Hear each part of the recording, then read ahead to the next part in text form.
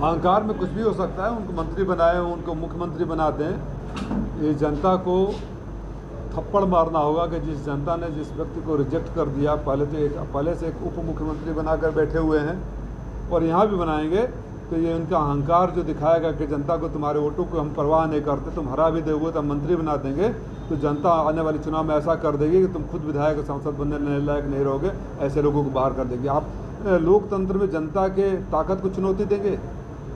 ये लोकतंत्र में जनता की ताकत को चुनौती देना हुआ ना कि अगर आप हरा भी देंगे तब भी हम बार बार मंत्री बनाएंगे, एमएलसी बनाएंगे, तो फिर लोकतंत्र में जनता आपको वोट ही क्यों दे? ये जनता सोचेगी। अहंकार को तोड़ने का जो काम घोषणा में किया है, इसका अभी ये तो शुरुआत है, इसकी गूंज दिल्ली तक जाएगी। और समाज के सारे लोगों ने, मैं तो अपने समाज के लोगों को भी बधाई देना चाहता हूँ, धन्यवाद देना चाहता हूँ और वचन देना चाहता हूँ कि जब आपके ऊपर ठप्पा लग गया था कि आप भाजपा के झंडा ढोने वाले हैं और आप कहा जाता है अंग्रेजों ने आपको मार्शल कॉम में रखा है, आपने जब दिखाया कि ये ऐसे दल बदलू मौकापरस्त और अहंकारी सरकार के खिलाफ खड़ा होना, तो आप साथ खड़ा होकर साबित किए। तो मैं भरोसा देता हूँ सर्व समाज को कि कहीं उनके साथ कोई तकलीफ होगी तो हम लोग सबसे आगे बढ़कर खड़ा रहेंगे।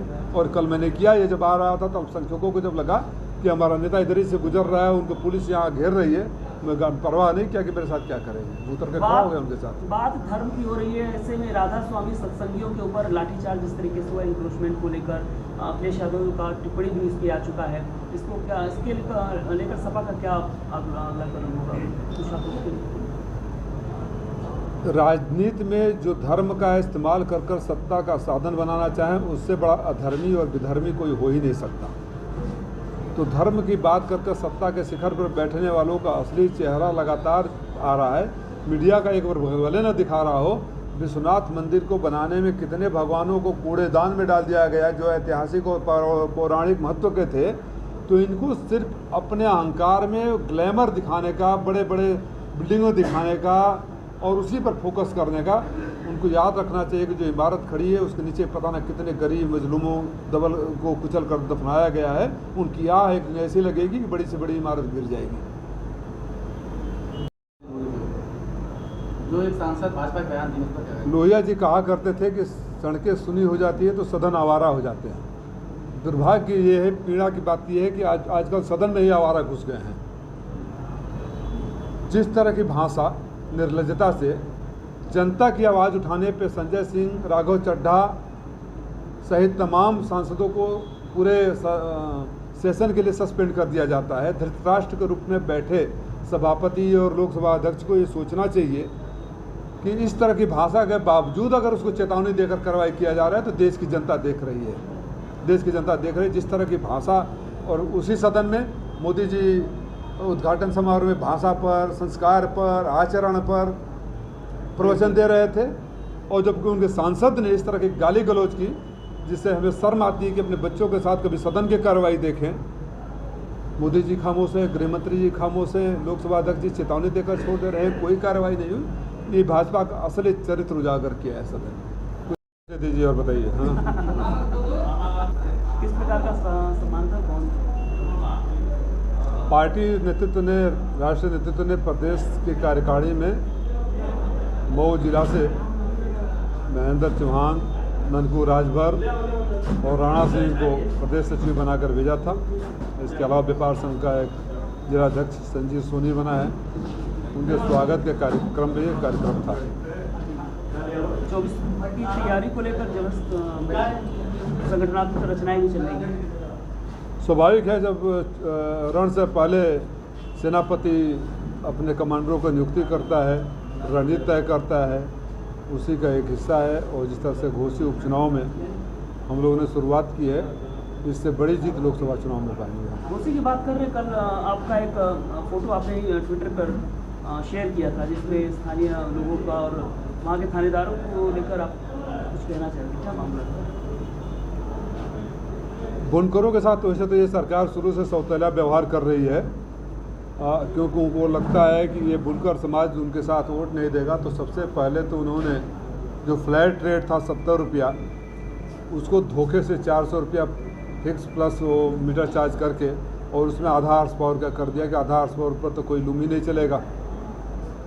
पहले से प्रताड़ित कर रहे हैं। लेकिन जब से ये घोसी उपचुनाव में इनके तमाम दमनकारी कार्यों के खिलाफ एक साथ खड़ा होकर बुनकर समाज ने समाजवादी पार्टी के प्रत्याशी को भारी मतों से विजयी बनाया है, शासन प्रशासन उनको ज़्यादा प्रताड़ित कर रहा है। और ये शासन सीधे सीधे प्रदेश सरकार के आदेश से हो रहा है। कल जब मैं आ रहा था मधुबन से स्वर्गीय राजकुमार राय जी की पुण्यतिथि से, तो घोसी मधुबन मोड़ पर जाम लगा था। मुझे लोगों ने बताया कि यहाँ जुलूस निकला था और उसको रोका गया, और जो उन्होंने हर साल बराफात के लिए वो झंडी उंडी लगाते हैं, सबको थानेदार ने उतार दिया। अब बताइए, सामाजिक सौहार्द बनाने का काम का बात करने वाले, जो चीज़ बरसों से होता रहा है, जिस पर कभी विवाद ही नहीं रहा, उससे भी छेड़छाड़ करोगे तो लोगों को मन में आक्रोश आएगा। फिर मुझे बताया गया कि थानेदार आरएफ के साथ, मतलब कोतवाल साहब आरएफ के साथ गलियों में घुसते हैं, दुकानदारों को परेशान करते हैं, सामान उठाते हैं।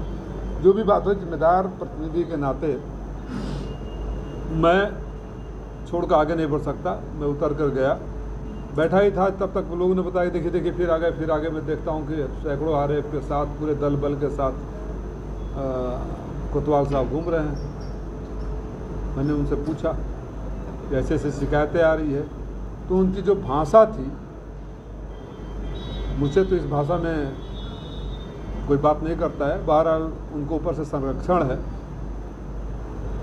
और मुझे ये भी जानकारी है कि उनकी उम्र 58 साल से पार कर गई है। वो शायद पुलिस मैनुअल के हिसाब से या पुलिस विभाग के हिसाब से उनको कोतवाल रहना भी नहीं चाहिए, शायद इस विशेष कार्य के लिए रखा गया हो। मैंने उनको समझाया कि आप सुरक्षा के हिसाब से आप परेड करिए, मार्च करिए, लेकिन सुरक्षा के आड़ में हमारे लोगों को प्रताड़ित होने का काम नहीं होना चाहिए। और बुनकरों के मन में दहशत पैदा करने का काम करेंगे तो समाजवादी साथी उनके साथ खड़े होंगे। बुनकरों को कभी अकेला नहीं छोड़ेंगे। ये सरकार ऐसी है कि खेत में किसानों की फसल को सांड से चरवा देती है और बुनकरों को बिजली बिल के मार से मरवा देती है। तो बुनकरों और किसानों, नौजवानों की विरोधी सरकार को आभास हो जाना चाहिए था। हमें तो लगा था कि उनको सद्बुद्धि आएगी इस चुनाव के बाद, लेकिन लग रहा है कि अहंकार सद्बुद्धि नहीं लाने दे रहा है। अहंकार में इस तरह की कार्रवाई कर रहे हैं। बहरहाल एसपी महोदय से मैंने बात किया, उन्होंने आश्वासन दिया है कि कुछ भी गलत नहीं होगा। उम्मीद करता हूं कि ये जो त्यौहार है बिना किसी छेड़छाड़ के, बिना भड़काने की कार्रवाई के हो जाएगा। आप कह रहे थे कि घोसी जीत के बाद लोकसभा चुनाव देखते पुलिसिया माहौल बनाया जा रहा है, लोगों में भय पैदा किया जा रहा है। बताइए, आप पत्रकार हैं, स्थानीय पत्रकार हैं, आपने कभी देखा था कि सड़कों से झंडी पन्नी को उतरवा दिया जाए, गलियों में किया जाए? अचानक चुनाव के बाद इस तरह का आरएफ ले आकर किस तरह का खौफ पैदा किया जा रहा है? क्या हो रहा है गैरकानूनी? कितने गैरकानूनी लोगों को उन्होंने पकड़ा है? अगर गैरकानूनी आपके पास अगर सूचना तो जाइए। समाजवादी पार्टी के लोग कभी भी सुरक्षा के साथ या खिलवाड़ नहीं होने देंगे और अपराधियों को संरक्षण नहीं देंगे, लेकिन उसके नाम पर जिस तरह का, और यहाँ तो तमाम जगह वो है, मैं यहाँ मोहम्मदाबाद भी है, यहाँ कोपागंज भी है। अगर सवाल सिर्फ घोसी के एक अधिकारी के खिलाफ आ रही है तो मुझे लगता है कि उसमें ज़रूर कुछ न कुछ सच्चाई है। उच्च अधिकारियों को इसकी विवेचना करनी चाहिए, जांच करनी चाहिए, क्योंकि घोसी में उपचुनाव था और वहाँ से भारी संख्या में वोट मिला है। हो सकता है कि उनको किसी के संरक्षण में या किसी के आदेश पे वो कोतवाल कार्रवाई कर रहे हों।